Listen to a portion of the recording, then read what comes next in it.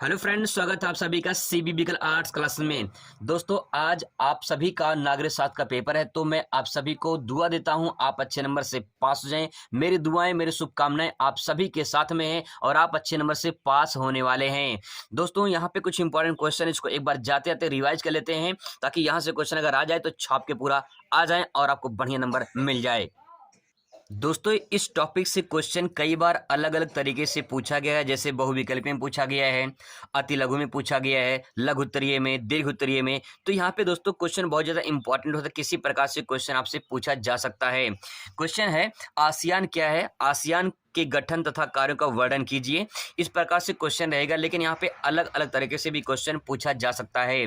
सबसे पहले देखिए, आसियान का पूरा नाम क्या है? इसे हिंदी में कहते हैं दक्षिणी पूर्वी एशियाई राष्ट्रों का संगठन। ठीक है, आप ऐसे भी कह सकते हैं दक्षिण पूर्वी एशियाई जो है देश का समूह या देशों का संगठन। ठीक है, इसको इंग्लिश में कहते हैं association of south east Asian nation. ठीक है, इसकी स्थापना जो हुई थी ये 8 अगस्त 1967 को, यानी 6-7, लास्ट ध्यान रखिएगा 6-7 यहाँ पे लगातार लिखा, आसियान 6-7। ठीक है, तो इसकी जो मुख्यालय है ये जकार्ता में है और इंडोनेशिया में पड़ता है। इंडोनेशिया की राजधानी है जकार्ता। दोस्तों, इसमें बात करें देशों की, तो कुल देश इसमें 10 हैं। ठीक है, 10 देश इसमें हैं, जिसमें आप यहाँ बता दें 10 देशों में देख सकते हैं, म्यांमार है, थाईलैंड है, लाओस है, वियतनाम है, कंबोडिया है, फिलीपींस है, सिंगापुर है, मलेशिया है, इंडोनेशिया है और ब्रुनेई है। ठीक है, अब दोस्तों मैं आपको समझने के लिए मैंने छोटा सा डायग्राम का प्रयोग भी किया है, तो आपको आसानी से समझ में आ जाएगा। इस क्वेश्चन को लोग पढ़ चुके हैं, बस एक बार रिवाइज कर रहे हैं। ठीक है, यहाँ पे देखिए दोस्तों, ध्यान रखिएगा, भारत मैंने यहाँ पे लिखा है, लेकिन भारत आसियान में शामिल नहीं है। इस बात को आपको ध्यान में रखना है। भारत जो है आसियान में शामिल नहीं है। मैंने इसलिए रखा क्योंकि आपको भारत के बाद जितने देश हैं ये आसानी से समझ में आ जाए, इसलिए मैंने भारत को लैंडमार्क बनाया है। ठीक है, तो देखिए भारत के बाद जो यहाँ पे जितने देश आएंगे, जैसे कि भारत के जो पड़ोसी मुल्क है म्यांमार। ठीक है, म्यांमार के बाद तो म्यांमार हो जाएगा, म्यांमार के बाद दोस्तों थाईलैंड पड़ेगा, इसके बाद यहाँ पे देखिए ये पड़ेगा मलेशिया, और इसके बाद छोटा सा यहाँ पे सिंगापुर। ठीक है, इसके बाद तो यहाँ पे इंडोनेशिया, ये और ये तीनों जो द्वीप इसके हैं इंडोनेशिया है। ठीक है, इसके बाद जो ये वाला है पार्ट ये है ब्रुनेई, और जो ये है ये फिलीपींस। इसके बाद तो यहाँ पे देखेंगे तो ये कंबोडिया है, और ये देखिए ये वियतनाम है, और ये लाओस है। तो दोस्तों यहाँ से जब काउंट करेंगे तो ये पूरा 10 देश आ जाएंगे। 1 2 3 4 5 6 7 8 9 10। ठीक है, भारत को छोड़कर ये सभी 10 देश हैं जो यहाँ पे मैंने लिखा है, वही 10 देश यहाँ पे हैं। दोस्तों, ये अगर डायग्राम आप बना देते हैं ना, तो 8 नंबर का सवाल है। 8 नंबर दोस्तों मैथ की तरह पूरा नंबर आपको मिल जाता है, क्योंकि डायग्राम से एग्जामिनर पूरा समझ जाता है कि बच्चे को जानकारी है, बच्चे को पूरा पता है और उसने पूरा अच्छे से लिख दिया है। हालांकि अगर आपको समझ में नहीं आ रहा है या फिर डायग्राम नहीं बना सकते हैं, कोई दिक्कत नहीं है। आपको इसमें ध्यान रखना, कुछ नाम ऐसे हैं जो म्यांमार के बाद शुरू होते हैं, उसके बाद जो है वो पूरे कहेंगे आसियान देश के सदस्य आते हैं। अब दोस्तों, इसका कुछ उद्देश्य है, कुछ कार्य हैं, इसको पढ़ लेते हैं। चाहे उद्देश्य पूछे चाहे कार्य पूछे, बात एक ही है। देखिए, कोई भी गुट और कोई भी समूह बनता है, जैसे मान लो आपका दोस्तों का समूह है, अगर आपने एक दोस्त का एक गुट बनाया, एक समूह बनाया है, तो क्यों बनाया, उसका क्या उद्देश्य है, क्या मकसद है? उद्देश्य तो यही होगा ना, अगर कोई दोस्त मुसीबत में पड़ता है तो उसकी हेल्प किया जाए, मदद किया जाए। अगर किसी कोई समस्या है, कुछ पैसे उसे चाहिए, तो कुछ सब इकट्ठा करके कुछ ना उसको दे दे, ताकि उसके समस्या का समाधान हो जाए, इसीलिए गुट बनाते हैं। ठीक है, अब सवाल ये है कि यहाँ पे आसियान जो संगठन बनाया है, जो गुट बनाया है, वो उसका उद्देश्य क्या है, कार्य क्या है, क्यों बनाया गया ये? तो उसका उद्देश्य देखिए, क्षेत्रीय शांति सुरक्षा स्थापित करने के लिए, मतलब उनका जो क्षेत्र है उनमें शांति बना रहे, सुरक्षा स्थापित हो, इसीलिए आसियान का उद्देश्य है कि इसका गठन किया जाए। ठीक है, आगे देखिए, आर्थिक सांस्कृतिक सामाजिक विकास को प्रोत्साहन देना। आर्थिक रूप से किसी को मदद चाहिए तो कोई देश जो आसियान में शामिल है उनको मदद वो कर सकता है। सांस्कृतिक सामाजिक, कुछ ऐसे सांस्कृतिक और सामाजिक विकास होते हैं जिसको हम अपने तरीके से कर सकते हैं, मतलब आसियान में जो देश शामिल हैं वो अपने तरीके से कर सकते हैं। इसका प्रोत्साहन देने के लिए, बढ़ावा देने के लिए इनका गठन किया गया। आगे देखिए, दक्षिण पूर्वी एशियाई अध्ययन का बढ़ावा देना। जो दक्षिणी पूर्वी एशियाई देश हैं इनको आप समझिए, जानिए कि हाँ ये भी देश हैं, क्योंकि छोटे छोटे देश हैं, इनको जानिए समझिए, और यहाँ पे क्या क्या है, क्या क्या खूबियाँ हैं, इनके बारे में दुनिया देखे, ताकि ये कहीं न कहीं अपने दुनिया में स्थापित कर सके अपने आप को, कि वो छोटे छोटे देश हैं। तो यहाँ पे कहीं समस्या हो जाती है कि छोटे देश छुप जाते हैं तो पता नहीं चलता, इसीलिए यहाँ पे जो है बढ़ावा देने के लिए इनका मुख्य उद्देश्य बन गया है। आगे देखिए, कृषि व्यापार उद्योग को बढ़ावा देना, यानी कृषि को, व्यापार को, उद्योग को बढ़ावा देने के लिए इनका एक मुख्य उद्देश्य बन गया। अगला पॉइंट, प्रशिक्षण, शोध आदि सुविधाओं को बढ़ावा देना है। प्रशिक्षण में ट्रेनिंग दिया जाए, शोध यानी रिसर्च किया जाए, ताकि जो है कहीं न कहीं आगे देश से वो बढ़ सके। ठीक है, इन सुविधाओं को बढ़ावा दिया जाए ताकि ये देश कहीं न कहीं और आगे प्रगति कर सकें। जिस प्रकार से दोस्तों आसियान इंपॉर्टेंट है, उसी प्रकार से सार्क के गठन के मुख्य उद्देश्य या कार्य, ये भी बहुत ही महत्वपूर्ण प्रश्न है। इन दोनों में से दोस्तों कहीं न कहीं आपको सवाल जरूर देखने को मिलेगा, चाहे बहुविकल्पीय में, चाहे अति लघु में, चाहे विस्तृत में, चाहे लघुत्तरीय में। ठीक है, इसीलिए एक बार रिवाइज फटाफट कर लेते हैं। देखिए, सार्क का जैसे हमने आसियान का पूरा नाम पढ़ा, वैसे सार्क का भी पूरा नाम है। सार्क को दक्षेस भी कहते हैं। अगर सार्क ना देकर दक्षेस पूछता है तब भी दोस्तों बात एक ही है। ठीक है, दक्षेस यानी दक्षिणी एशियाई क्षेत्रीय सहयोग संगठन, सार्क यानी south Asian association for regional corporation. ठीक है, तो दोस्तों यहाँ पे जो है सार्क यानी इसको इंग्लिश में ऐसे कहते हैं, दक्षेस यानी हिंदी में इसको ऐसे लिखते हैं। ठीक है, आगे देखिए, इसकी स्थापना 1985 में हुई थी। ध्यान में रखिएगा, इसकी स्थापना पूछ सकता है कि सार्क या दक्षेस की स्थापना कब हुई थी, तो 1985 में हुआ था। अगर मुख्यालय की बात करें तो काठमांडू है, नेपाल की राजधानी काठमांडू। अगर इसमें देश की बात करें तो इसमें दोस्तों 8 देश शामिल हैं। जो 8वां देश शामिल है ये अफगानिस्तान शामिल है। देखिए, पहले 7 देश थे। ठीक है, सार्क में, तो 7 देने आ गया कौन, 2007 में। ऐसे आप याद कर सकते हैं, पहले 7 देश थे सार्क में, 7 देने कौन आया, अफगानिस्तान। ठीक, कब आया, 2007 में। ठीक है, तो इस तरह से आप याद कर सकते हैं। अब दोस्तों यहाँ पे 8 देश का याद करने के लिए छोटा सा ट्रिक इस्तेमाल किया है। जैसे देखिए यहाँ पे MBBS पानी है। ठीक है, जैसे आपने ब्लू है पानी पानी गाना सुना होगा, वैसे MBBS पानी पानी। ठीक है, तो MBBS देखिए, यम से क्या हो जाएगा, यम से दोस्तों मालदीव हो जाएगा, बी से भूटान। ठीक है, BH लिखेंगे भूटान हो जाएगा, बी से बांग्लादेश। ठीक है, एस से श्रीलंका हो जाएगा, पी से पाकिस्तान हो जाएगा, और ए से अफगानिस्तान हो जाएगा, और एन से हो जाएगा नेपाल, और आई से इंडिया। यहाँ पे क्रम वाइज नहीं है, कोई दिक्कत नहीं है, आपको याद करना है। ठीक है, जरूरी नहीं कि क्रम वाइज यहाँ पे लिखा गया है। तो दोस्तों आप इस तरह से इसको आसानी से याद कर सकते हैं। इसमें से क्वेश्चन आपके एग्जाम में देखने को मिल सकते हैं। अब दोस्तों यहाँ पे सार्क के कुछ उद्देश्य हैं, इसको समझ लेते हैं कि उद्देश्य क्या है, उसका कार्य क्या है। देखिए, यह एक क्षेत्रीय संगठन है जो पड़ोसी देशों की सहायता पहुंचाना इनका काम होता है। जैसे सार्क का है वैसे आसियान का भी था, जैसे आसियान का है वैसे सार्क का भी है। तो क्षेत्रीय संगठन मतलब इनका एक संगठन बनाया गया है क्षेत्र के आधार पे, ताकि जो अपने देशों का सहायता पहुंचा सके। आर्थिक, सामाजिक, संस्कृति का बढ़ावा देना इनका मुख्य उद्देश्य बन गया है। जैसे उसमें था आसियान में, वैसे इसमें भी है। विकासशील देशों में सहयोग स्थापित करना, कहीं न कहीं ये जो देश हैं, ये जो आपको देश दिखाई दे रहा होगा यहाँ पे दे सकते हैं, ये विकासशील देश हैं। ठीक है, इसमें जितने देश हैं सब विकासशील देश हैं। तो इन विकासशील देशों को सहयोग स्थापित करना इनका मुख्य उद्देश्य बन गया। आगे है, सदस्य राष्ट्र एक दूसरे के आंतरिक मामलों में हस्तक्षेप नहीं करेंगे। भाई देखिए, अगर भारत अपना कोई काम कर रहा है तो पाकिस्तान उस पर जो है हस्तक्षेप नहीं करेगा, तो वही चीज़ यहाँ पे कही गई है। लेकिन कभी कभी हस्तक्षेप करता रहता है। तो सदस्य राष्ट्र एक दूसरे के आंतरिक मामलों में हस्तक्षेप नहीं करेंगे, इसका मुख्य उद्देश्य बन जाएगा। ऐसे 4-5 पॉइंट आप दोस्तों यहाँ पे ले सकते हैं। अगर आपको अच्छा नंबर चाहिए, मतलब पूरा नंबर चाहिए, तो आज 8 में 8 नंबर चाहिए। अगर बहुविकल्पीय में पूछा गया है तो 1 में 1 चाहिए। अगर लॉन्ग क्वेश्चन पूछा है 8 में 8 तो 8 में 8 चाहिए। तो उसके लिए दोस्तों आपको छोटा सा डायग्राम अगर बना देते हैं। देखिए, भारत है, भारत के बाद यहाँ नेपाल है, भूटान है, बांग्लादेश है, श्रीलंका है, मालदीव है, यहाँ पे पाकिस्तान, अफगानिस्तान। अगर आप ये डायग्राम बना देते हैं तो पूरा दोस्तों मैथ की तरह नंबर इसमें मिलता है, 1 नंबर भी करता नहीं है। तो दोस्तों इन क्वेश्चनों को जरूर आप तैयार कीजिए, ये क्वेश्चन आपसे एग्जाम में पूछे जा सकते हैं। आगे दोस्तों फटाफट इनको भी रिवीजन कर लेते हैं। फर्क होता है दौलत और दानवीर में, फर्क होता है दौलत और दानवीर में, फर्क होता है किस्मत और फकीर में। अगर कुछ चाहो और ना मिले तो समझ लेना उससे अच्छा लिखा है आपके तकदीर में। चलिए दोस्तों शुरुआत करते हैं इसी मोटिवेशन के साथ। दूसरा क्वेश्चन यहाँ पे देखिए, स्वतंत्रता के बाद भारत के समक्ष क्या चुनौतियां थी। मोस्ट इंपॉर्टेंट क्वेश्चन, तो ध्यान रखिएगा। अथवा करके इसी क्वेश्चन में पूछा गया है, स्वतंत्रता प्राप्ति के बाद भारत को लोकतंत्र स्थापित करने में किन चुनौतियों का सामना करना पड़ा। आपको लिखना है स्वतंत्र भारत के बारे में। आप सभी को अच्छे से इतना तो पता ही है भारत अपना कब आज़ाद हुआ था और आज़ादी में कितने लोगों ने सहयोग दिया था। इन सब के बारे में आपने दोस्तों पढ़ा है, समझा है, सुना है, देखा है। कहीं न कहीं 15 अगस्त 26 जनवरी आप हर साल मनाते हैं अपने विद्यालय में, हम सब मनाते हैं। तो आप सभी को दोस्तों अच्छे से पता है कि स्वतंत्र भारत में क्या क्या पॉइंट इसमें ले सकते हैं, भारत कैसे आज़ाद हुआ और किन किन लोगों ने सहयोग दिया था। आप दोस्तों इसमें कम से कम 4-5 लाइन जरूर लिखेंगे, इतना तो आपको पता ही है। आगे देखिए, इसके बाद यहाँ पे दूसरा जो हेडिंग डालेंगे आप डालेंगे इसमें, भारत में भारत की समझ जो चुनौतियां हैं वो कौन कौन सी चुनौतियां हैं, इस बात को थोड़ा समझने की कोशिश करते हैं। दोस्तों मैं आपको थोड़ा रास्ता दिखा दे रहा हूं, चलना आपको है। अब सवाल ये कि आपको किस प्रकार से उस रास्ते पे चलना है, ये फैसला आप पे निर्भर है। क्योंकि दोस्तों मैं आपको रास्ता बता रहा हूं कि किस प्रकार से चलना है। अगर आप उस रास्ते पे थक जाओगे या मन नहीं करेगा चलने के लिए तो आप उस मंजिल तक नहीं पहुंच पाओगे।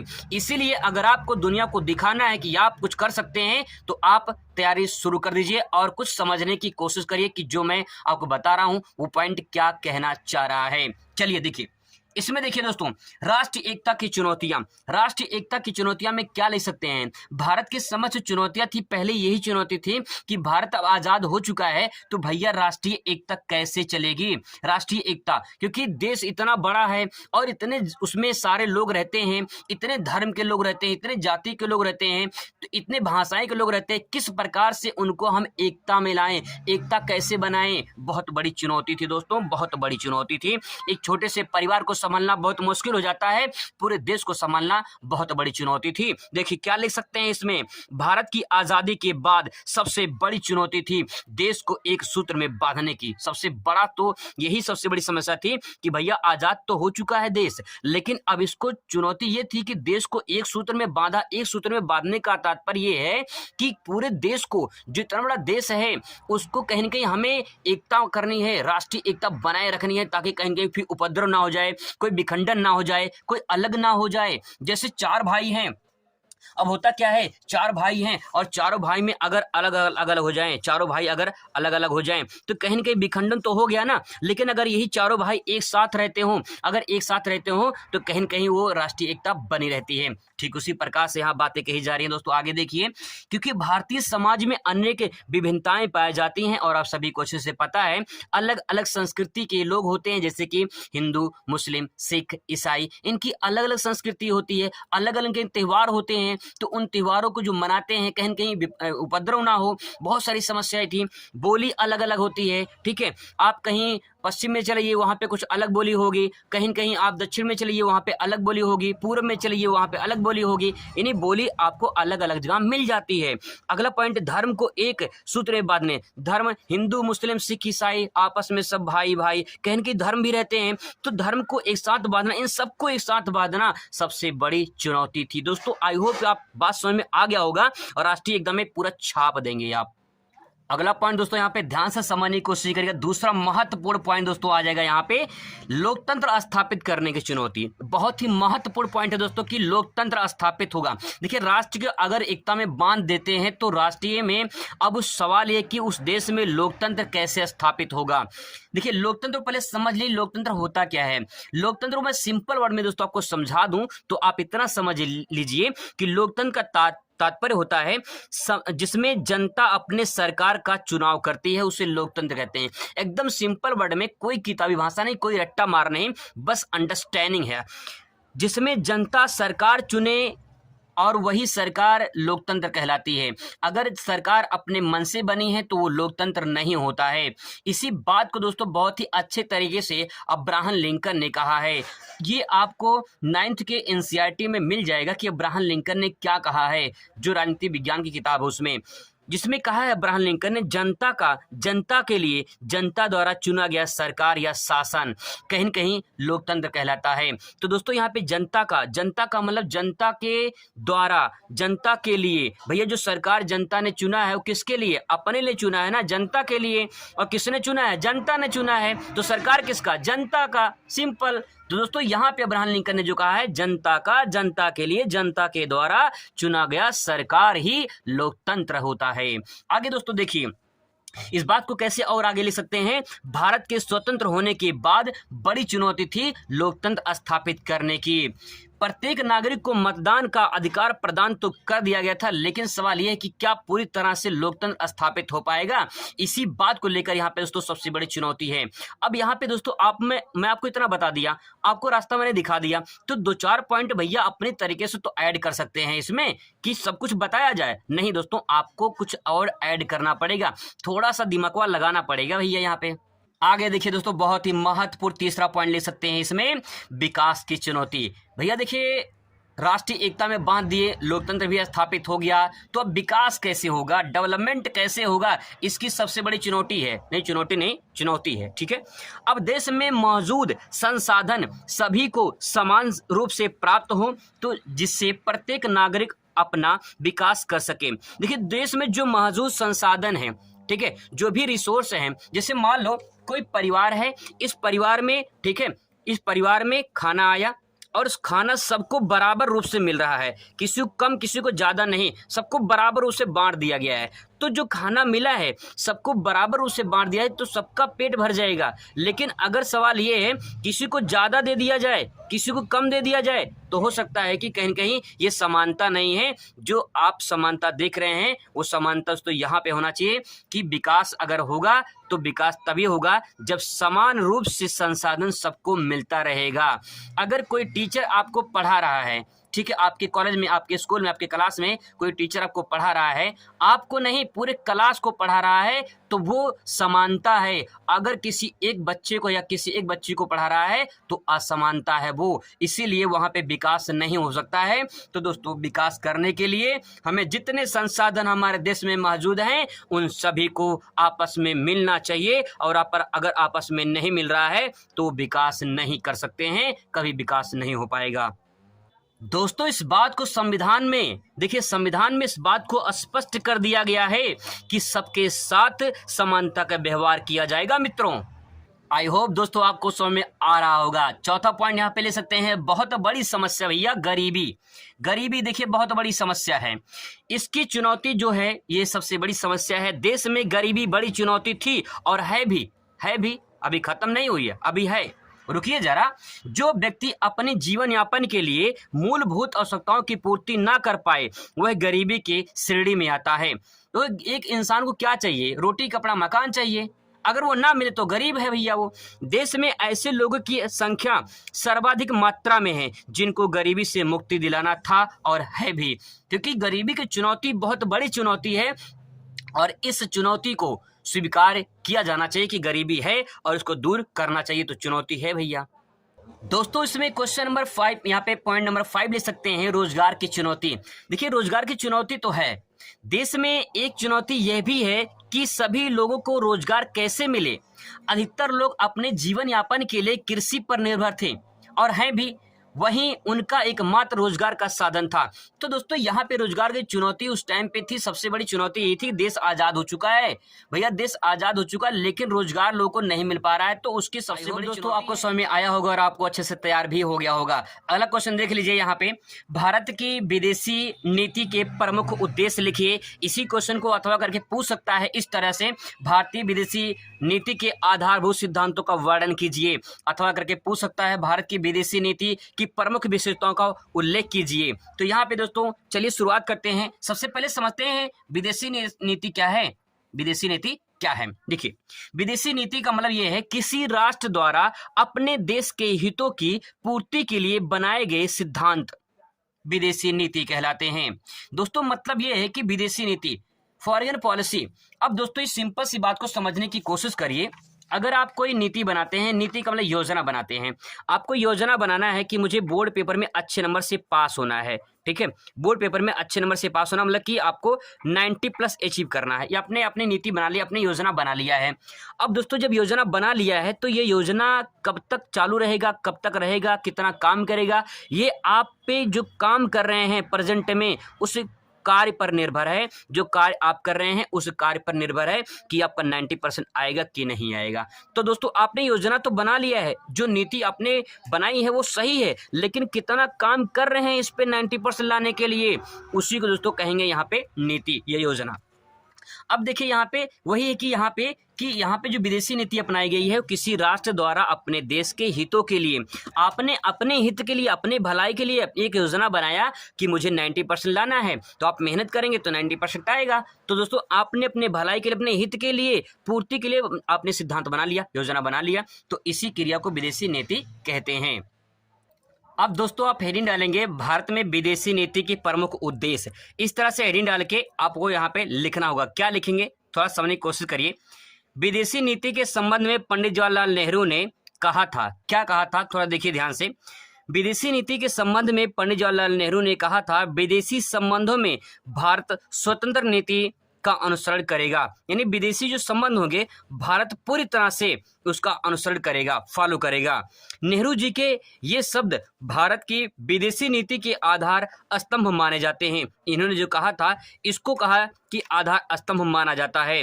भारत की विदेशी नीति के मूल जो बातें हैं वो संविधान के आर्टिकल 51 यानी अनुच्छेद 51 में वर्णित है। तो दोस्तों यहाँ पे जो विदेशी नीति है, विदेशी नीति को अनुच्छेद 51 में वर्णन किया गया है। यह अनुच्छेद अंतर्राष्ट्रीय शांति और सुरक्षा को बढ़ावा देने से संबंधित है। इसको भी दोस्तों थोड़ा कहानी की तरह पढ़ लेना है आपको, बस क्या बातें हैं यहाँ पे, जैसे मुख्य बातें हैं अनुच्छेद 51 में विदेशी नीति वर्णित है, ठीक है, मतलब उसका उल्लेख किया गया है, तो आप इसको ध्यान रखिएगा। बाकी पंडित जवाहरलाल नेहरू ने क्या कहा है उसको थोड़ा ध्यान रखिएगा, ठीक है। अब इसके बाद भारत की प्रमुख विदेशी नीति की विशेषताएं क्या हैं इसको थोड़ा समझ लेते हैं। इसको आपको पॉइंट में नोट डाउन करना होगा। जैसे पहला पॉइंट ले सकते हैं इसमें, अंतर्राष्ट्रीय शांति सुरक्षा बनाए रखने के लिए प्रयत्न करना।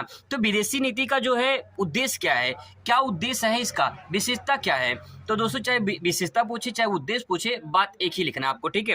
यानी अंतर्राष्ट्रीय शांति सुरक्षा बनाए रखने के लिए विदेशी प्रयत्न करना। अब इस बात को थोड़ा सा आप ऐसे समझिए कि अगर मान लीजिए आपका घर है, ठीक है, और आपका पड़ोसी का घर है।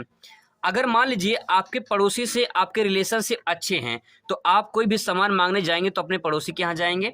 अगर आपका पड़ोसी कुछ सामान मांगने आएगा तो आपके यहाँ आएगा, यानी रिलेशनशिप अच्छा है। अगर दोस्तों रिलेशनशिप अच्छा है तो कहीं न कहीं देखिए क्या होगा, शांति होगी, सुरक्षा होगी। अगर कोई भी समस्या होती है, चाहे आपके घर पे होती है, ठीक है, चाहे इनके घर पे होती है, तो आप इनका मदद करने जाओगे। अगर आपके घर पे कोई समस्या होती है तो इनका मदद करने ये आएंगे आपका, ठीक है। तो कहने तात्पर्य यही है कि अगर विदेशी नीति, अगर हम किसी एक देश से दूसरे देश में रिलेशनशिप रखते हैं तो वहां पे क्या होगा, शांति यानी अंतर्राष्ट्रीय शांति बनी रहेगी और सुरक्षा बना रहेगा। नहीं तो जैसे चाइना अटैक कर रहा है भारत पे, बार बार पाकिस्तान अटैक करता है, ठीक उसी प्रकार से कहीं न कहीं अशांति बनी रहेगी। तो वही चीज यहाँ पे दोस्तों कहना चाह रहा है कि शांति और सुरक्षा दोनों बना रहता है अगर विदेशी नीति हम अपनाते हैं तो, ठीक है। आगे देखिए, सभी राष्ट्रों के समीप मैत्रीपूर्ण तथा सामान्य पूर्ण संबंध बनाए रखने का प्रयास करना। वही मैंने आपको बताया है कि सभी राष्ट्रों में मैत्रीपूर्ण मतलब मित्र का व्यवहार करेंगे, सम्मानपूर्ण, कहीं न कहीं रिलेशनशिप अच्छा रहेगा, सम्मान भी होगा, है ना, और बनाए रखने का प्रयास करते हैं। तो दोस्तों वही बात यह है कि दो देशों में अगर रिलेशनशिप है, मतलब विदेशी नीति अपनाई जा रही है, तो वहां मित्र की तरह व्यवहार किया जाएगा और एक देश दूसरे देश का सम्मान भी करेगा। सम्मान करेगा तो अच्छे संबंध होंगे। ऐसे ही दोस्तों मैंने 2 पॉइंट यहाँ पे लिख दिया है, ऐसे ही 5 पॉइंट आपको ऐड कर देनी है। क्या क्या फायदा होता है मैंने आपको हिंट दे दिया है कि फायदा क्या होता है। मैंने एग्जांपल दे दिया आपको पड़ोसी वाला, उसको भी समझ के आपको इस तरह से दोस्तों अगर लिख देंगे तो आपको पक्का पूरा नंबर मिल जाएगा दोस्तों, ठीक है। अगला प्रश्न दोस्तों देखिए, वैश्विक राजनीति में पर्यावरण की चिंता क्यों आवश्यक है, ठीक है। वैश्विक राजनीति मतलब कि विश्व लेवल पे पर्यावरण के लिए समस्या क्यों बढ़ रही है। इसी क्वेश्चन को अथवा करके पूछ सकता है, वैश्विक पर्यावरण की समस्या का कारण बताइए। तो दोस्तों देखिए इन्वायरमेंट से संबंधित है, आप इसको तैयार कर लीजिए क्योंकि इन्वायरमेंट से संबंधित है तो आप थोड़ा सा अगर पढ़ लेंगे तो आसानी से उसको कर लीजिए, कोई बड़ी बात नहीं है इसमें, ठीक है। कुछ अपना थोड़ा सा करने की कोशिश करिए। आगे देखिए, टाइम मेरे पास बहुत कम है क्योंकि बहुत सारे सब्जेक्ट भी दोस्तों करवाना है, इसीलिए मैं आपको कुछ इंपॉर्टेंट फैक्ट करवा दे रहा हूँ ताकि आपको ऐसा ना लगे कि यार करवाया नहीं गया है, ठीक है। देख लीजिए अगला क्वेश्चन। अगला क्वेश्चन दोस्तों यहाँ पे ये है, भारत में लोकतंत्र की सफलता के लिए आवश्यक दशाओं का वर्णन कीजिए। बहुत ही मोस्ट इंपॉर्टेंट प्रश्न है दोस्तों, आप इसे तैयार जरूर करिए। भारत में लोकतंत्र की सफलता, भारत में लोकतंत्र सफल हो गया है, इस बात को आवश्यक जो दशाएं हैं, दशाएं का मतलब क्या कारण है, क्या रीजन है, कौन कौन से पॉइंट हैं जो लोकतंत्र का सफल बनाने में योगदान दिए हैं, तो उन्हीं पॉइंट को ऐड करना है, ठीक है। चलिए देखिए पहला पॉइंट क्या है, पहले आपको लिखना उत्तर में भारत में लोकतंत्र की सफलता हेतु आवश्यक दशाएं निम्नलिखित हैं। तो पहला पॉइंट लिखेंगे शिक्षित। देखिए शिक्षित अगर हैं, शिक्षित जनता, अगर शिक्षित जनता है तो कहेंगे लोकतंत्र बनाने में बहुत बड़ा योगदान उनका होता है।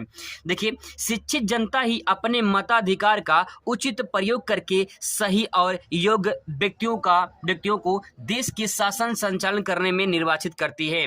सेंटेंस थोड़ा लंबा है लेकिन समझने की कोशिश करिएगा। अगर ये शिक्षित व्यक्ति है, अगर आपको दोस्तों ये पॉइंट याद नहीं होता तो यहाँ से कुछ कोटेशन ले लेना है, कोटेशन में कीवर्ड ले लेना है और अपने तरीके से कहानी कन्वर्ट कर देनी है। देखिए जैसे कि क्या कर सकते हैं इसमें, शिक्षित जनता अपने मताधिकार का उचित प्रयोग करती है। आप इस तरह ले सकते हैं कि जो शिक्षित होते हैं, जो पढ़े लिखे होते हैं, अपने मताधिकार का सही प्रयोग करते हैं और सही प्रयोग करके एक सही शासन या सही जो है व्यक्ति का जो है चुनाव करते हैं। ठीक है, आप इस तरह भी ले सकते हैं, कोई दिक्कत नहीं है।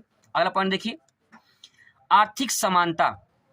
आर्थिक दोस्तों जो समानता है, ये समानता है, ठीक है। आर्थिक जो समानता है कहीं न कहीं ये समानता दिखाती है, ठीक है, कि देश के सभी जनता को समान रूप से आर्थिक सहायता मिल रही है। अगर आर्थिक सहायता मिल रही है तो कहीं न कहीं लोकतंत्र अच्छा होगा, लोकतंत्र वहाँ पे सही हो जाएगा। दूसरा पॉइंट दोस्तों देखिए यहाँ पे, आर्थिक समानता। आर्थिक समानता का तात्पर्य ये है देश के सभी जनता को समान रूप से आर्थिक सहायता मिलना लोकतंत्र का बढ़ावा देता है। अब दोस्तों सवाल ये है कि जैसे मान लीजिए गांव में क्या होता है, कॉलोनी मिलती है। अब कॉलोनी अगर जो पात्र हैं उनको ना मिले, जो अपात्र हैं उनको मिल जाए, और यही होता है जो पात्र होते हैं मतलब जो पाने योग्य होते हैं उनको नहीं मिलता है, लेकिन जो नहीं होते हैं उनको मिल जाता है। तो दोस्तों ये तो समस्या हो जाएगी, लेकिन जो पात्र हैं अगर उनको सहायता मिल रहा है, आर्थिक सहायता मिल रही है, तो कहीं के लोकतंत्र को बढ़ावा जरूर मिलता है। अब दोस्तों मैं कुछ पॉइंट आपको बता दे रहा हूं, यहां से थोड़ा सा आपको तैयार कर लेनी है। तीसरा पॉइंट ले सकते हैं, जनता का विश्वास। देखिए कोई भी राजनेता अगर जो है चुनाव लड़ता है तो कहीं न कहीं जनता का विश्वास जीतना बहुत बड़ी चीज होती है। अगर जनता का विश्वास जीत रहा है तो कहीं कि वो लोकतंत्र का बढ़ावा दे रहा है और उससे कहीं लोकतंत्र स्थापित हो सकता है। आगे पॉइंट ले सकते हैं, योग्य नेता का चुनाव। जनता अगर पढ़ी लिखी है और कहीं समझदार है तो योग्य नेता का चुनाव करेगी, और योग्य नेता जब बनेगा तो कहीं के विकास जरूर होगा। अगला पॉइंट ले सकते हैं यहाँ पे, शांति एवं व्यवस्था। देखिए शांति एवं व्यवस्था, अगर अच्छा सरकार बनता है तो कहीं कहीं शांति बनी रहती है और अच्छी खासी व्यवस्था भी बनी रहती है और मिलती भी रहती है अच्छी खासी व्यवस्था। लेकिन अगर सरकार सही ना हो तो कहीं न कहीं शांति या फिर व्यवस्था अच्छी नहीं रहेगी, है ना, या अलोकतंत्र है वहाँ पे तो कहीं कि वो भी शांति नहीं रहेगा वहाँ पे। अगला पॉइंट यहाँ पे ले सकते हैं, राजनीतिक जागरूकता। राजनीतिक जागरूकता लोगों में होनी चाहिए, जिससे कहीं की राजनीति क्या है इस बात को उनको समझ में आ सके और वो अच्छे तरीके से सही जो है एक चुनाव कर सके, सही नेता का चुनाव कर सके। रोजगार के अवसर लोकतंत्र में अगर हैं, अगर लोकतंत्र स्थापित हो तो कहीं न कहीं सबको रोजगार मिलने का अवसर प्रदान होता है। अगला पॉइंट इसमें ले सकते हैं, गरीबी को खत्म करना। देखिए बहुत सारे राजनेता होते हैं जो आके वादा करते हैं हम गरीबी को खत्म कर देंगे, हम आपको कॉलोनी दिलवाएंगे, हम आपको ये सुविधा दिलवाएंगे। तो गरीबी को खत्म करने के लिए कम से कम लोकतंत्र का बढ़ावा देते हैं, बात वो अलग है कि खत्म ना हो। आगे देखिए अगला पॉइंट ले सकते हैं, जनता में प्रेम भावना विकसित करना। देखिए जनता में प्रेम भावना अगर विकसित नहीं होगी, जो भी राजनेता चुनाव लड़ रहे हैं अगर जनता से प्रेम भावना से साथ जो है बातचीत नहीं करेंगे तो कहीं न कहीं जनता उनको वोट नहीं देगी। तो प्रेम भावना विकसित करना ये सबसे बड़ी चुनौती हो जाए, मतलब यहाँ पे सबसे बड़ी जो है कारण बन जाएगा। अगला पॉइंट इसमें ले सकते हैं, ईमानदार कर्मठ जुझारू नेता। आपने जब कभी कभी चुनाव होता है ना तो उसमें लिखा रहता है, उनके पैम्पलेट पे जो पोस्टर होता है उस पर लिखा रहता है ईमानदार कर्मठ जुझारू नेता। मतलब ये कि भैया ईमानदार हैं, कर्मठ हैं, मतलब पूरी तरह से कर्म से भरे पड़े हैं, जुझारू है, कोई भी समस्या आएगी तो जूझ के लड़ जाएंगे लेकिन आपको न्याय जरूर दिलाएंगे। तो ऐसा नेता आपको चुनना चाहिए। ये सब पॉइंट आप दोस्तों इसमें ऐड कर सकते हैं, बहुत ही इंपॉर्टेंट पॉइंट मैं आपको बता दिया है। ये सारे पॉइंट आप अगर ऐड करेंगे तो आपको पूरा 200 नंबर मिल जाएगा। इन सब पॉइंट में अगर 2-2 3-3 लाइन आप लिख देंगे ना तो लॉन्ग क्वेश्चन आराम से बन जाएगा और इसका कहीं न कहीं 2-3 पेज आराम से भर जाएगा जिसमें आपको इतना लिखना है। अगला प्रश्न दोस्तों यहाँ पे देखिए, क्वेश्चन नंबर 4 देखिए, आगे पीछे हो चुक गया है, उससे कोई दिक्कत नहीं है, आपको बस तैयार करना है, समझना है। तो ये मत सोचिए कि 4 यहाँ पे है 5 वहाँ पे ऐसे हो गया, तो कोई दिक्कत नहीं है उससे, ठीक है, आपको बस प्रश्न तैयार करना है। देखिए भारत में गठबंधन सरकारों की प्रमुख विशेषताओं का वर्णन कीजिए। इंपॉर्टेंट प्रश्न है दोस्तों, जितने मैंने सेलेक्ट किए हैं वो कहीं के एग्जाम में पूछे गए हैं, तो वहाँ से अगर आप तैयार कर लेते हो तो आपके चांस रहेंगे एग्जाम में आने के लिए, अगर आ जाएगा तो छाप देंगे, ठीक है। देखिए इसका उत्तर कैसे लिखेंगे, भारत में गठबंधन सरकारों के निर्माण का इतिहास भी भारतीय स्वतंत्रता आंदोलन से जुड़ा हुआ है। भारत में गठबंधन सरकार, जैसे आपने एनडीए के बारे में नाम सुना होगा, है ना, यूपीए के बारे में नाम सुना होगा, ये सब क्या है, गठबंधन सरकार हैं। अब इन्हीं के बारे में हम लोग को चर्चा करनी है आगे, तो आगे देख लीजिए। यहाँ पे हेडिंग डालेंगे 1990 के बाद भारत में राजनीतिक दलों के गठबंधन एवं परिणाम क्या क्या हुए हैं। जैसे देखिए पहला यहाँ पे संयुक्त मोर्चा, ये गठबंधन आया था संयुक्त मोर्चा। इस गठबंधन में एचडी देवगौड़ा ने जून 1996 से अप्रैल 1997 तक तथा इंद्र कुमार गुजराल ने 1997 से 1998 तक सत्ता संभाली है। अब इस बात को थोड़ा समझने की कोशिश करिएगा दोस्तों यहाँ पे कि देखिए संयुक्त जो मोर्चा हुई थी इस गठबंधन सरकार में एच.डी. देवेगौड़ा। अब ये थोड़ा सा इमेजिन करिए कि आप जो है जो इंद्रदेव हैं, है ना, आपने इंद्र के बारे में सुना होगा, इंद्रदेव हैं, ये देवताओं के घोड़े पे बैठ के आ रहे हैं। देखिए देवताओं के घोड़े पे बैठ कर गुजर रहे थे। किधर से? देखिए इंद्र जो है, इंद्र देवताओं के घोड़े पर बैठकर उधर से गुजर रहे थे। ठीक है, यहां से इन दोनों का नाम याद हो जाएगा कि देवता यानी एच.डी. देवेगौड़ा। ठीक है, आप एच.डी. मोबाइल में देख रहे हो, एच.डी. क्वालिटी में देख रहे हो कि इंद्र देवताओं के घोड़े पर बैठकर उधर से गुजर रहे थे। कब गुजर रहे थे? देखिए देवता लोग गुजर रहे थे 1996 से लेकर 1997, मतलब 96-97। ठीक है, और इसके बाद गुजराल गुजरे 97 से 98। इन्होंने एक साल संभाला, एक साल इन्होंने संभाला। तो दोस्तों ये संयुक्त जो मोर्चा था, इस तरह से गठबंधन सरकार बनती है। थोड़ा डेटा है, इस थोड़ा इसको समझना पड़ेगा वहां पे। इसके बाद देखिए अगला पॉइंट है राजग की सरकार। जो राजग की सरकार है इसमें जो गठबंधन बना था ये 1996 से 1999 तक, और फिर 1999 से 2004 तक अटल बिहारी वाजपेयी प्रधानमंत्री बने थे। तो ये भी गठबंधन सरकार से बना था। तो ये गठबंधन सरकार के बारे में आपसे पूछ सकता है यहाँ पे। दोस्तों डाटा वाला पॉइंट थोड़ा सा आपको याद जरूर करना पड़ेगा, थोड़ा समझना पड़ेगा। अब यहाँ पे देखिए हेडिंग डालेंगे आप यहाँ पे, भारत में गठबंधन सरकार की विशेषताएं क्या हैं या परिणाम क्या हैं, इसके बारे में। अब देखिए पहला हेडिंग आप ले सकते हैं इसमें से, गठबंधन सरकार में विचारों का ना मिलना। देखिए जब दो सरकार बनती हैं गठबंधन में तो क्या होता है, विचार अलग अलग होते हैं। जैसे मान लो कि कोई सरकार ए है और कोई सरकार बी है। ठीक है, ये दोनों मिलाकर एक गठबंधन सरकार बना लिए। तो दोस्तों जब ये गठबंधन सरकार बनेगा तो कहीं न कहीं इनका जो विचार होगा, ए का विचार कुछ अलग होगा, बी का विचार कुछ अलग होगा। तो इनके विचार जब आपस में नहीं मिलेंगे तो कहीं न कहीं सरकार अच्छी तरीके से पूरे साल नहीं चल पाएगी। जैसे यहाँ पे देख सकते हैं, अभी मैंने आपको बताया कि देखिए गठबंधन सरकार में एच.डी. देवेगौड़ा ये 96 से 97 तक बने थे, और उसके बाद इंद्र कुमार गुजराल ये 97 से 98 तक बने थे। तो कहने का तात्पर्य यही है कि 97 21 साल ये बने थे और एक ही साल ये बने थे। तो कहीं न कहीं समस्या होती है। इसीलिए दोस्तों यहाँ पॉइंट कहा गया गठबंधन सरकार में विचारों का ना मिलना। विचार नहीं मिलते तो सरकार गिर जाती है। अगला पॉइंट ले सकते हैं इसमें, जनता का बहुदलीय प्रणाली में विश्वास की घटना। अब सवाल ये कि जनता, बहुत सारे दल हैं, ठीक है, बहुत सारे दल एक साथ मिल जाते हैं तो जनता कन्फ्यूजन में हो जाती है, भैया चुने किसको, नेता किसको बनाएं। अगर वो कहीं कहीं चुन लेती है तो समस्या ये खड़ी हो जाती है कि जिसको हम नहीं चाह रहे हैं वो दल का नेता बन गया। तो सवाल ये होता है कि जो विश्वास होती है उसकी घटना घटित हो जाती है, मतलब जनता बहुदलीय नेता की प्रणाली में विश्वास नहीं रखती है। ऐसा पॉइंट इसमें आप लिख सकते हैं। अगला पॉइंट दे सकते हैं, गठबंधन सरकार की राजनीति से जनता पर प्रभाव। यानी जो गठबंधन सरकार होती है उसकी राजनीति जो होती है जनता पर क्या प्रभाव पड़ता है। कहीं कि इसका जो परिणाम होता है जनता पर, वो कभी जैसे मान लो जनता ने सरकार बनाया, वो सरकार गिर गई, तो कहीं कहीं उसका असर किस पे पड़ेगा, जनता पर पड़ेगा। ठीक है, तो ये पॉइंट इसमें ले सकते हैं। आगे देखिए विभाजन की समस्या। दोस्तों विभाजन की समस्या खड़ी जाती है कि जनता अगर सरकार ने बनाया है तो गठबंधन सरकार बनी है, फिर अलग अलग हो जाएंगे तो समस्या खड़ी हो जाएगी। तो कहीं न कहीं गठबंधन सरकार में विभाजन की समस्या, इसमें 2 पॉइंट इसमें लिख सकते हैं। आगे देखिए कार्यों में बंटवारा। भाई सिंपल सी बात यह है कि अगर दो सरकार मतलब मिलकर एक सरकार बनाते हैं गठबंधन सरकार, तो कुछ काम वो करेंगे, कुछ काम वो करेंगे, जो जनता के लिए हित के लिए नहीं होगा, कुछ जनता के हित के लिए होगा और कुछ नहीं होगा। तो कहीं की प्रभावित कौन होगा, जनता होगी, तो समस्याएं खड़ी हो जाएंगी। तो दोस्तों ये पॉइंट जो है इसमें आप ऐड कर सकते हैं। तो दोस्तों मैंने ये महत्वपूर्ण प्रश्न आपको करा दिया है, आई होप आपको समझ में आया। और आपसे दोस्तों वादा है चुटकियों में अभी आपको याद करवा देंगे, ये भरोसा करिए, विश्वास करिए। अगर याद नहीं होगा तो चैनल को छोड़कर चले जाना, कोई दिक्कत नहीं है, लेकिन आप जाएंगे जब आपको याद नहीं होगा तब, क्योंकि ऐसा मौका सो आपको आने नहीं देंगे। चलिए सो शुरुआत करते हैं। मोमबत्ती की तरह आपको पिघलने नहीं देंगे, भूलना भी चाहोगे तो आपको भूलने नहीं देंगे। अगर आप भूलना भी चाहोगे ना तो भूलोगे नहीं, क्योंकि वादा आपसे है याद करवाने का। 100% दोस्तों गारंटी कि आपको याद हो जाएगा। चलिए शुरुआत करते हैं नागरिक शास्त्र के महत्वपूर्ण प्रश्नोत्तर के। पहला क्वेश्चन दीर्घोत्तरीय प्रश्न में कवर करते हैं। दीर्घोत्तरीय प्रश्न की बात करें, देखिए पहला क्वेश्चन है भारत चीन संबंधों पर प्रकाश डालिए। इसी क्वेश्चन को अथवा करके अलग अलग सेटों में पूछा गया है। भारत और चीन के बीच विवाद के मुद्दे जो हैं उसको उल्लेख किया गया, मतलब उल्लेख करने की बात कही जा रही है। भारत चीन संबंधों का संक्षिप्त वर्णन कीजिए। मतलब अलग अलग टाइप से क्वेश्चन पूछा जा रहा है। आपको इतना ध्यान रखना है कि भारत और चीन के संबंधों के बारे में बात कही जा रही है। तो चलिए शुरुआत करते हैं और समझते हैं कि इसका आंसर क्या लिख सकते हैं। दोस्तों, आपको समझने के लिए, आपको आसानी से समझ में आ जाए, उसके लिए मैंने छोटा सा एक डायग्राम का भी प्रयोग किया है। यहाँ पे दे सकते हैं जो मैंने डायग्राम बनाया है। अगर ये डायग्राम आप बना देते हैं तो कहीं न कहीं आपको बहुत बड़ा फ़ायदा हो जाता है। लेकिन दोस्तों, अगर आपको डायग्राम नहीं आ रहा है तो घबराना बिल्कुल नहीं है, दिक्कत नहीं होगा अगर आप डायग्राम नहीं बनाते हैं, ठीक है?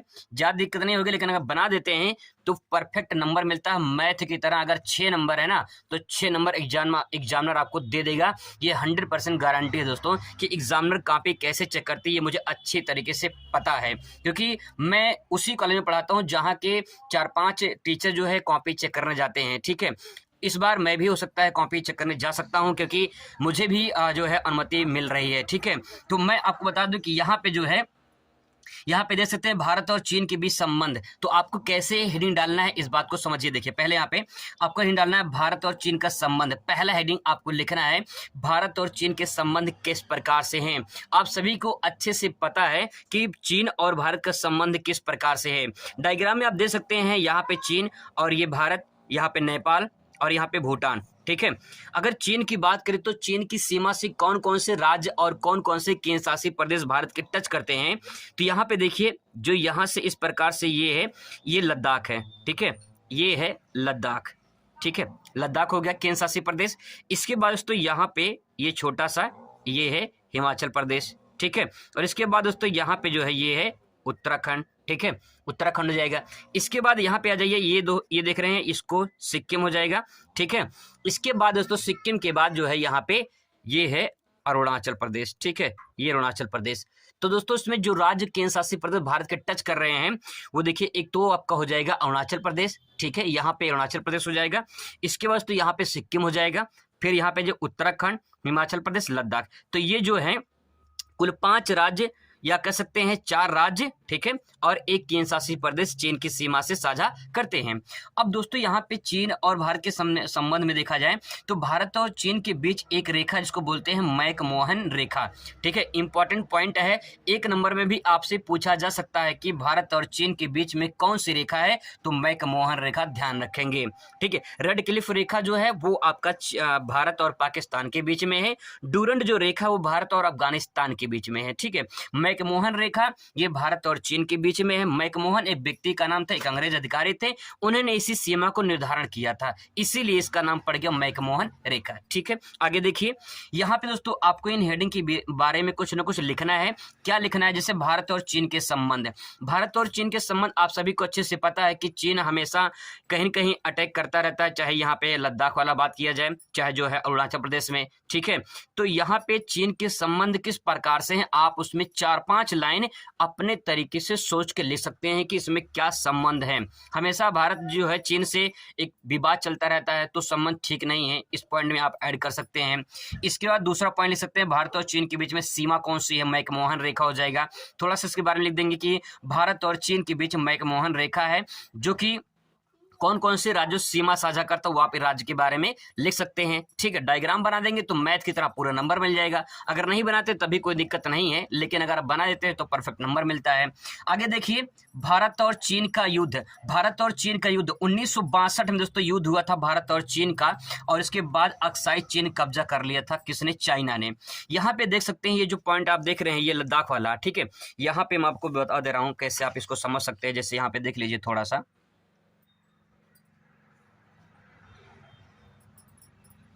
ये जम्मू कश्मीर वाला एरिया आप देख सकते हैं, यहाँ पे कुछ इस प्रकार से जो है रहेगा, ठीक है? तो यहाँ पे दोस्तों इस प्रकार से ये लद्दाख हो गया, और इतना पोर्शन जो ये अक्साई चीन है, इसको बोलते हैं अक्साई चीन। तो दोस्तों जो अक्साई चीन है, यही अक्साई चीन चाइना ने कब्जा कर लिया था। कब? 1962 में, ठीक है? 1962 में कब्जा कर लिया, और इसी को विवाद चल रहा है। यहाँ पे जो ये पॉइंट देख रहे हैं आप, ये पॉइंट, ठीक है? इतना ये ऊपर जो पोर्शन है ये कब्जा कर लिया है 1962 में। तो यहाँ पे दोस्तों आप ये पॉइंट ऐड कर सकते हैं कि भारत और चीन के बीच में जो युद्ध हुआ था 1962 में, अक्साई चीन कब्जा कर लिया है, यानी ये वाला पोर्शन जो है वो कब्जा कर लिया है। अब देखिए 2020 में आपने सुना होगा एक युद्ध हुआ था, मतलब एक युद्ध का अटैक हुआ था गलवान घाटी में, ठीक है। गलवान दोस्तों ये लद्दाख में पड़ता है, गलवान घाटी, वहीं पे घाटी में जो है ये युद्ध हुआ था, ठीक है। तो इसमें बहुत सारे सैनिक मारे गए थे, भारत और चाइना के भी कुछ मारे गए थे। अब दोस्तों यहाँ पे कुछ बात आपको ध्यान से थोड़ा समझना है, ठीक है। आपको यहाँ पे कुछ पॉइंट है, कुछ हेडिंग, मैं आपको तरीका बता दे रहा हूँ किस प्रकार से लिखा जाएगा। हेडिंग आपको ध्यान में रखना है। अगर आप इन हेडिंग को ऐड कर देते हैं, लिख देते हैं, तो आपको अच्छा नंबर जरूर मिल जाएगा। देखिए यहाँ पे चौथा पॉइंट लिखेंगे, भारत और चीन के बीच में व्यापार। आप सभी को अच्छे से पता है कि भारत में ज़्यादातर जो माल आते हैं वो चाइना से आते हैं। हर चीज़ देखो चाइनीज, हर चीज़ चाइनीज, खाने से पीने से मतलब सब कुछ चाइनीज ही चाइनीज है। तो जो व्यापार होता है चाइना और भारत के बीच में, कहीं कि कैसा व्यापार होता है उसके बारे में आपको यहाँ पे 2-3 लाइन लिख देना है, ठीक है। जो आप 2-3 लाइन लिख देंगे तो वो आंसर जो है परफेक्ट हो जाएगा। भारत चीन और सीमा विवाद, भारत और चीन सीमा विवाद, मैंने आपको बताया पिछले भी, अभी पीछे बता पॉइंट में कि भारत और चीन के बीच हमेशा विवाद होते रहते हैं। कभी वो जो है अरुणाचल प्रदेश को कहता है कि हमारा ये एरिया है, कभी जो है लद्दाख वाले एरिया में कभी वहाँ पे कब्जा करना शुरू कर देता है। तो कहीं ना कहीं जो विवाद चलता है उसके बारे में आपको 2-3 लाइन यहाँ पे ऐड कर देनी है ऐसे। इसके बाद दोस्तों यहाँ पे देखिए, भारत और चीन मतभेद दूर करने के सुझाव, यहाँ पे एक आप हेडिंग डालेंगे, भारत और चीन के बीच में मतभेद जो चलता है उसको दूर करने के लिए क्या क्या सुझाव दिए जा रहे हैं। जैसे देखिए नेताओं का आगमन, अगर यहाँ पे चाइनीज के कुछ नेता अगर भारत में आते हैं और भारत के कुछ नेता अगर चाइना में जाते हैं तो हो सकता है कि इस तरह से जो रिलेशनशिप बढ़ेगा उससे कहीं न कहीं मतभेद को दूर किया जा सकता है। अगर मैं बात सिंपल वर्ड में कहूँ कि जैसे आप अपने कहीं रिश्तेदारी में जाते रहते हैं और आपका वो रिश्तेदार आपके यहाँ आता रहता है, तो कहीं की रिलेशनशिप आगे चलता रहता है। अगर वो आपके यहाँ नहीं आता है और आप भी उसके यहाँ नहीं जाते हैं तो रिलेशनशिप स्टॉप हो जाता है। वही बात दोस्तों यहाँ पे ये है कि भारत और चीन के बीच जो सुझाव है उसमें नेताओं का आगमन अगर बना रहेगा तो कहीं न कहीं वो जो मतभेद है वो कहीं के दूर हो सकता है। अगला पॉइंट दोस्तों इसमें ऐड कर सकते हैं, व्यापारिक संबंध। व्यापारिक संबंध में कहीं न कहीं बहुत सारे ऐसे रिलेशनशिप में हैं कि जैसे कि व्यापार चाइना से ज़्यादा होता है और आप सभी को अच्छे से पता है, मैंने आपको ऊपर बताया कि व्यापार में चाइनीज, हर चीज़ भारत में चाइनीज है। यहाँ तक कि जो दीपावली में जो है कहीं न कहीं जो होली में जो कलर आते हैं और जो रक्षाबंधन में जो राखी आती है वो भी कहीं न कहीं चाइनीज होता है। तो कहीं न कहीं जो व्यापारिक संबंध है उस किस प्रकार से रिलेशनशिप है उसको यहाँ पे आपको 2 पॉइंट 3 पॉइंट लिख देनी है जिससे आपका आंसर परफेक्ट हो जाए। आगे देखिए, आतंकवाद पर संयुक्त दबाव, अगर चाइनीज मतलब चाइना और भारत मिलकर आतंकवाद पर कहीं न कहीं दबाव डाले तो हो सकता है कि आतंकवाद को कुछ रोका जा सकता है, जिससे कहीं न कहीं सभी देशों को फायदा होगा। अगला पॉइंट ले सकते हैं, पर्यावरण सुरक्षा समस्या का समाधान। देश भर में बहुत सारी समस्याएं उत्पन्न होती हैं और समस्याओं में सबसे बड़ा जो है समस्या होती है पर्यावरण को लेकर। तो पर्यावरण को लेकर जो समस्याएं हो रही हैं, अगर सारे देश मिलकर एक साथ इन्वायरमेंट को कहीं न कहीं बचाने का कोशिश करेंगे तो हमारा जो इन्वायरमेंट जो दूषित हो रहा है वो पर्यावरण दूषित नहीं होगा और समस्या का समाधान हो जाएगा। तो अगर कहते हैं ना एकता में शक्ति होती है, अगर आप अकेले काम करेंगे तो हो सकता है कि उतना परफेक्ट ना हो पाए, लेकिन कई लोग एक साथ मिलकर काम करें तो आसानी से वो काम किया जा सकता है। ठीक उसी प्रकार से दोस्तों यहाँ पे आप ले सकते हैं कि पर्यावरण सुरक्षा समस्या में अगर चाइनीज या भारत मिलकर जो है कहीं न कहीं अगर समस्या का समाधान करें तो आसानी से किया जा सकता है। अगला पॉइंट आप ले सकते हैं 5वां पॉइंट, सांस्कृतिक संबंधों को बढ़ावा देना। कुछ कुछ चाइना में जो है कुछ ऐसे जो है सांस्कृतिक कुछ होंगे, ठीक है, और भारत में भी सांस्कृतिक कुछ हैं, तो इनको संबंधों को अगर बढ़ावा दिया जाए तो कहीं न कहीं उससे भी मतभेद दूर किया जा सकता है। दोस्तों कुछ प्रश्न थोड़ा सा आपको कुछ तैयार करना होगा, बाकी मैं और तैयार करवा दे रहा हूँ, ठीक है।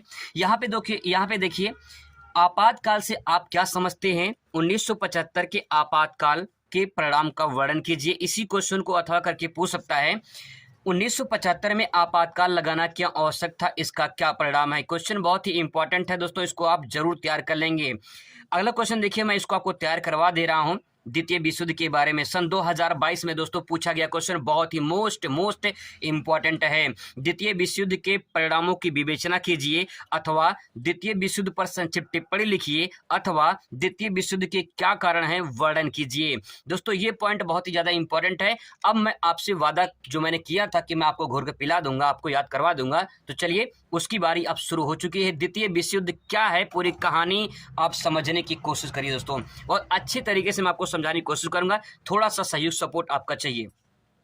सबसे पहला दोस्तों सवाल ये है कि द्वितीय विश्व युद्ध कब हुआ था। यहाँ से दोस्तों बहुविकल्पीय और अति लघु क्वेश्चन बन सकता है, तो इस बात को ध्यान रखिएगा। सबसे पहला पॉइंट, द्वितीय विश्व युद्ध जो हुई ये कब हुआ था, तो 1 सितंबर 1939 को, 2 सितंबर 1945 को खत्म हो गया था। ठीक है, प्रारंभ 1 सितंबर 1939 को हुआ था, द्वितीय विश्व युद्ध 2 सितंबर 1945 को खत्म हुआ था।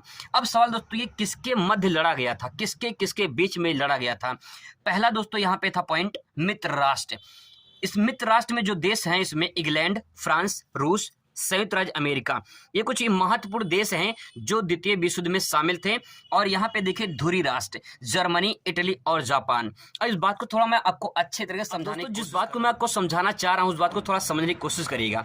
मान लेते हैं अगर आपको कोई दोस्त को मार देता है, तो क्या आप चुप मार के बैठेंगे? आपके दोस्त को कोई मार रहा है तो दोस्तों आप चुप मार के नहीं बैठेंगे। मान लीजिए आपके दोस्तों का जो ग्रुप है वो ए ग्रुप है, मान लीजिए, ठीक है, और जो विपक्षी वाले हैं वो बी हैं, इनका बी है। ठीक है, अब देखिए होता क्या है, अगर आपके जो दोस्तों का ग्रुप है, ठीक है, ये मान लीजिए आपने अपने मित्र राष्ट्र बना लिया है, अपने जो मित्र हैं, मित्र दोस्तों को बना लिया है, और यहाँ पे जो आपको मित्र जो हैं जिनको मारना है वो बी वाले पार्ट हैं। अब दोस्तों इन दोनों में युद्ध हो रहा है। ठीक है, युद्ध कब हुआ था, युद्ध कब हुआ था? एक साथ तीनों मारने आ गए हैं, आपको एक साथ तीनों मारने आ गए हैं। अब देखिए एक साथ, सात मतलब सितंबर, सात मतलब सितंबर, ठीक है, एक साथ तीनों, तीनों मतलब 3 और 9, तीनों 3 9, ठीक है, मतलब 1 सितंबर यहाँ पे लगा देंगे 19, तो ये हो जाएगा 1 सितंबर 1939 को शुरू हुआ था। आप इमेजिन करिए, सोचिए कि एक साथ तीनों मारने आए हैं आपको, ठीक है, तो एक साथ तीनों मतलब 1 सितंबर, तीनों मतलब 1939 हो जाएगा। अब देखिए आपने क्या, जब तीनों मारने आए थे उसमें से दो लोगों को साथ में आपने चारपाई में बांध दिया। आपने क्या किया, दो लोगों को साथ में, साथ मतलब सितंबर, साथ मतलब सितंबर में 4 पाई में बांध दिया। 4 पाई मतलब 4 5 4 5, ठीक है, तो 2 सितंबर 1945 को तो खत्म हुआ था। ये तो बात हो गई कि मैंने आपको जो वादा किया था करवाने की, 1 सितंबर 1939 को शुरू हुआ था, 2 सितंबर 1945 को खत्म हुआ था। ठीक है, आई होप कि आपको समझ में आया होगा। अब यहाँ पे देखिए, जो मित्र राष्ट्र हैं, जो ध्रुवीय राष्ट्र हैं, इनमें लड़ाई शुरू हो चुकी है। अगर कोई आपके दोस्त को मारेगा तो आपका दोस्त एक ग्रुप इकट्ठा होगा, और ये दोस्त जो ग्रुप है दोस्तों का दूसरे ग्रुप से बदला लेगा। जब दोस्तों बदला लेगा तो मारपीट भयानक होगा, चल रहा है भयानक। अब दोस्तों इसमें जो भयानक चल रहा है, लड़ाई हो गई और आपकी ग्रुप जीत गई, आप जीत गए। जब आप जीत जाएंगे तो कहेंगे पार्टी भी होगी। अब दोस्तों जब पार्टी होगी तो क्या होगा, कहेंगे देखिए इसमें कुछ देश थे ऐसे, जो देश जैसे संयुक्त राज्य अमेरिका है, रूस है, ये महाशक्ति के रूप में उभरे। जैसे मान लो आपके दोस्तों का जो ग्रुप है, इसमें से आप में से या आप हो सकते हैं या आपका दोस्त हो सकता है, वो बहुत मारपीट करने में आगे है। तो वो क्या होगा, जब मारपीट करने में आगे है तो वो सबसे बाहुबली बन जाएगा, और जब वो जीत जाएंगे आपके ग्रुप वाले, तो आप यही कहेंगे ना कि भाई इसकी वजह से, अपने दोस्त की वजह से मैंने ये लड़ाई जीता है। ऐसे मैच में भी होता है। तो दोस्तों जो उसमें जीतेगा, जो बाहुबली रहेगा, आप उसका नाम कहेंगे आगे कर देंगे। तो इसमें रूस और अमेरिका ये दो महाशक्तियों के रूप में उभरे थे। अब यही दोस्तों, ये दोनों महाशक्तियां जब सामने आए तो यही आगे चलकर इनका नाम हो गया कि दो महाशक्तियां कौन कौन सी हैं, रूस और अमेरिका, जो कहीं न कहीं द्वितीय विश्व युद्ध में सफल हुई थी। आई होप दोस्तों कि आपको कहानी थोड़ा समझ में आया होगा। अब सबसे बड़ा सवाल ये है कि भैया लड़ाई तो शुरू हो गई थी, लेकिन सोचिए जरा लड़ाई हुई क्यों लड़ाई हुई, दोस्तों के बीच में लड़ाई क्यों हुई, दोस्त यानी द्वितीय विश्व युद्ध की लड़ाई क्यों हुई, उसका कारण क्या है। सबसे बड़ा सवाल तो एक कारण भैया। उससे पहले दोस्तों आप जान लीजिए कि प्रथम विश्व युद्ध 28 जुलाई 1914 को शुरू हुआ था, 11 नवंबर 1918 को खत्म हुआ था। ये क्यों बता रहा हूँ, क्योंकि ये बहुविकल्पी में पूछा जा सकता है और आगे इसमें काम देगा। ठीक है, अब ध्यान से समझने की कोशिश करिए। पहला पॉइंट है वर्साई की संधि। वर्साई की संधि क्या है, कब हुआ था, इसके बारे में चर्चा करने वाले हैं। देखिए पहला पॉइंट है वर्साई की संधि में लिख सकते हैं, वास्तव में द्वितीय विश्व युद्ध वर्साई की संधि का परिणाम था। मतलब दोस्तों वर्साई की जो संधि हुई थी, इसमें ऐसा क्या हुआ था जिसके कारण द्वितीय विश्व युद्ध हुआ था। अब छोटी सी कहानी समझने की कोशिश करिए दोस्तों। आपने एक पिक्चर देखा होगा बचपन में, आपने पिक्चर देखा होगा, बहुत सारे से फिल्म आते हैं, उसमें क्या होता है, एक छोटा सा हीरो होता है, ठीक है, और जो हीरो होता है छोटा सा, उसके जो माता पिता होते हैं, उसके जो माता पिता होते हैं इनको जो विलन होते हैं, ठीक है, जो विलन होते हैं इनको मार देते हैं जब ये जो हीरो रहता है वो छोटा रहता है। जब दोस्तों ये हीरो को मतलब इसको माता पिता को मार देते हैं, जब ये हीरो बड़ा होता है, जब ये हीरो बड़ा होता है तब उन्हीं जो विलन होते हैं उन्हीं विलनों का क्या करता है, मारता है बड़ा होकर, ठीक, यानी बदला लेता है। तो दोस्तों वही बात ये है, द्वितीय विश्व युद्ध में जो परिणाम हुआ था, कारण हुआ था सबसे बड़ा कि वर्साय की संधि में। अब आप सोचिए जो छोटा सा लड़का है, ये लड़का कोई और नहीं बल्कि हिटलर है। कौन है? हिटलर है।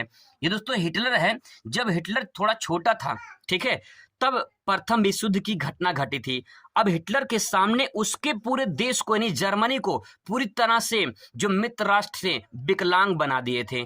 यही कारण था कि जब ये हिटलर धीरे धीरे बड़ा हुआ तो बदला लेने का सोचा, और फिर हिटलर ने जब बदला लेने का सोचा तो कारण आ गया द्वितीय विश्व युद्ध का। और शुरुआत यहीं से होती है कि हिटलर अगर नहीं चाहता तो द्वितीय विश्व युद्ध भी नहीं होता। तो सबसे बड़ा कारण दोस्तों यही सामने आता है, वर्साय की संधि। क्या हुआ था आगे और देख लीजिए। प्रथम विश्व युद्ध की सबसे बड़ी कारण दोस्तों थी जर्मनी का माना गया। जो प्रथम विश्व युद्ध हुआ था उसमें जर्मनी को सबसे बड़ा कारण माना गया। क्यों माना गया उसकी कहानी थोड़ा सा अलग है, ठीक है, उसके बारे में बाद में चर्चा करेंगे। पहले द्वितीय विश्व युद्ध देख लेते हैं। प्रथम विश्व युद्ध का जो सबसे बड़ा कारण माना गया वो जर्मनी को ही माना गया। जर्मनी को हराने के बाद या जर्मनी हारने के बाद जो है सभी शक्तियां उससे छीन ली गई। जो मित्र राष्ट्र थे, जर्मनी जैसे हार गया उसकी जितनी सारी शक्तियां मतलब जो पावर थी, जिससे सेना शक्ति और जो संसाधन थे, जो भी रिसोर्स उसके पास, सब कुछ खत्म कर दिया गया, छीन लिया गया और उसे विकलांग राष्ट्र बना दिया गया। बहुत ही सिंपल वर्ड में आप फिर एक बार समझने की कोशिश करिए कि जो बचपन में हीरो है, इस हीरो को जब यहाँ पे जो विलन है इसमें माता पिता को मार दिया और उसकी जितनी जमीन जायदाद थी सब छीन लिए। जब ये हीरो बड़ा होगा तो ही जमीन जायदाद फिर से वापस मांगे किससे? विलन से। तो वही दोस्तों यहाँ पे कहानी आती है कि ये बदला लेने का सोच रहा है कौन? हिटलर। आगे देखिए, राष्ट्रीय इसको विकलांग बना दिया गया, विकलांग राष्ट्र में स्थित वर्साय की संधि में जर्मनी को कड़वा घूंट पीने के लिए बाध्य कर दिया गया। मतलब जो सारी उसकी शक्तियां छीन ली गई और उसको मजबूर कर दिया गया, विकलांग राष्ट्र बना दिया गया। तो कहीं न कहीं उसको ऐसा लगे भाई अब कड़वा घूंट ही पीना पड़ेगा, क्योंकि चारों तरफ से सारे देश उसे दबा दिए थे। अब इसके बाद तो अगला पॉइंट इसमें ले सकते हैं, इटली, ऑस्ट्रिया, तुर्की का असंतोष। ऑस्ट्रिया है, ये ऑस्ट्रेलिया नहीं है, ऑस्ट्रिया यूरोप में एक छोटा सा देश है। कहानी यही शुरुआत होती है ऑस्ट्रेलिया से ही, क्योंकि ऑस्ट्रेलिया के राजकुमार की घटना घटती है, वही शुरुआत होती है प्रथम विश्व युद्ध की। इसके बाद ये प्रथम विश्व द्वितीय विश्व युद्ध में कन्वर्ट होता है। इटली, ऑस्ट्रेलिया, तुर्की का असंतोष।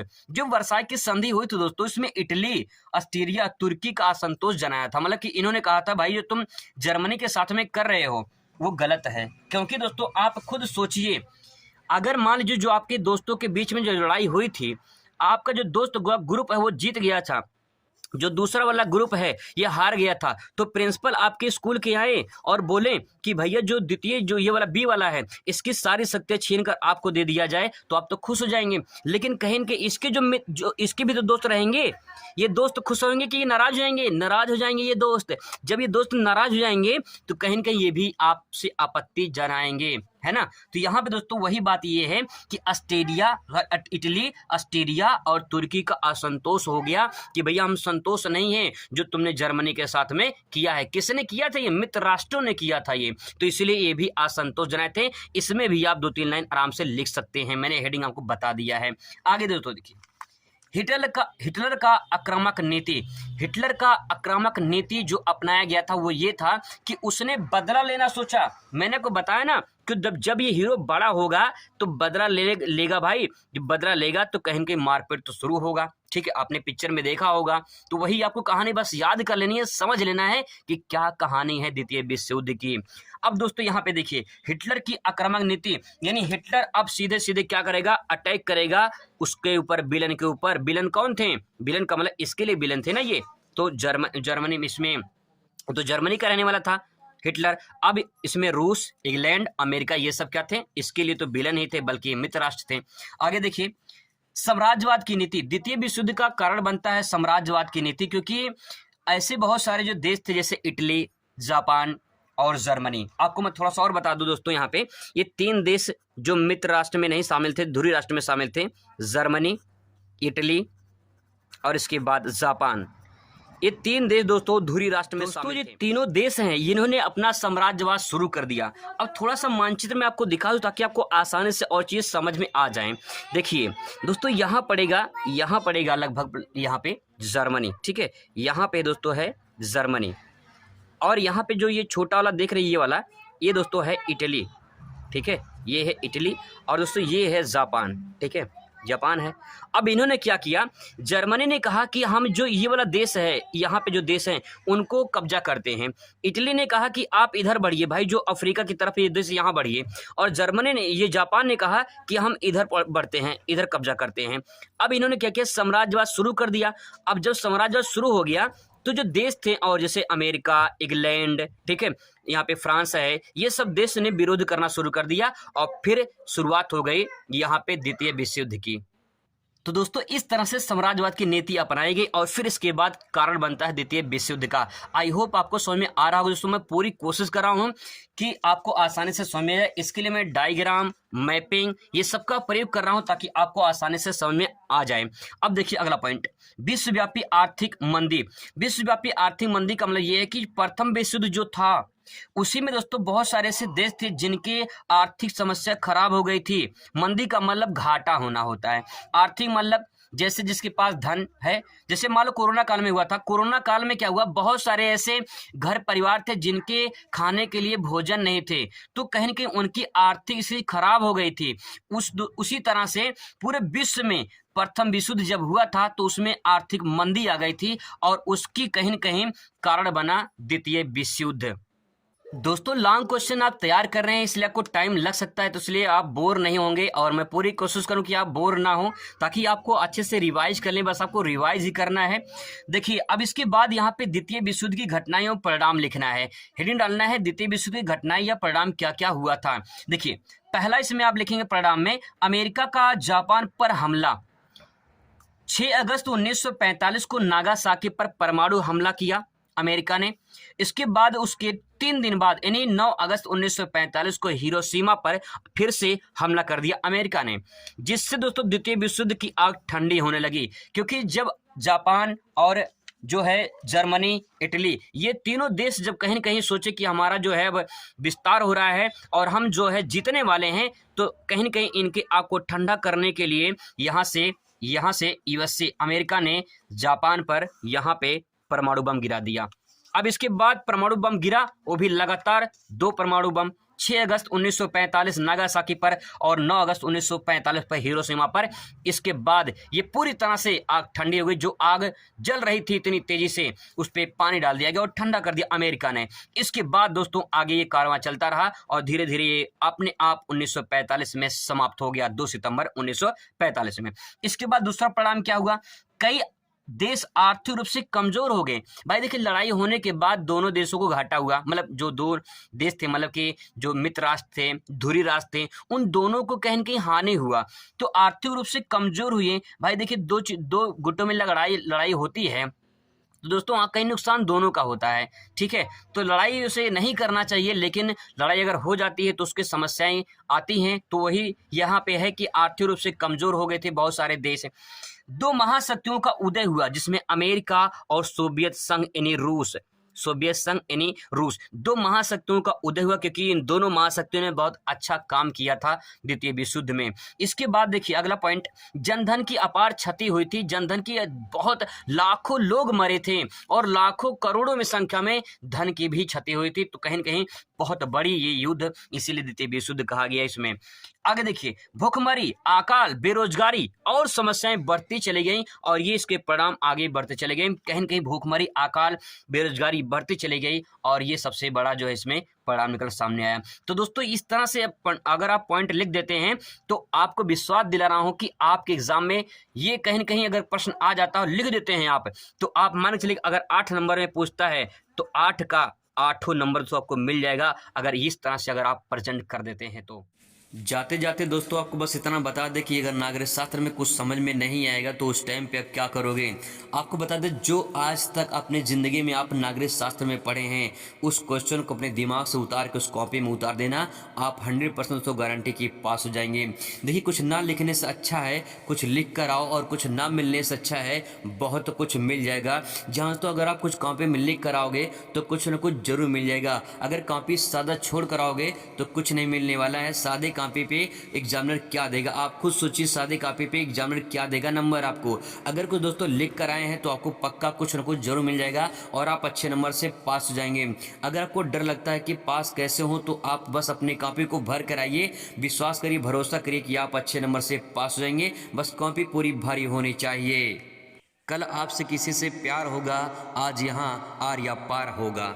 दोस्तों, हमारा जो भविष्य बनता है वो हमारे प्रेजेंट के आधार पे बनता है। जो वर्तमान में हम काम करते हैं उसी के आधार पे आपका फ्यूचर तय होता है। तो आज आप दिखा दो कि आप किसी से कम नहीं हो। आप कुछ ना कुछ दोस्तों जरूर लिख कर आइए अपने कॉपी में और आप पास होने के लिए तैयार हो, क्योंकि आप पास हो जाएंगे, क्योंकि आपने कॉपी में आप लिख कर आए हैं। अगर कॉपी छोड़ कर आएंगे तो मैं बार बार कह रहा हूँ दोस्तों, कुछ नहीं मिलने वाला है। कॉपी पूरा भर के बस आइए, बस इतना विश्वास करें कि कॉपी पूरा भर दीजिए, आप पास हो जाएंगे दोस्तों।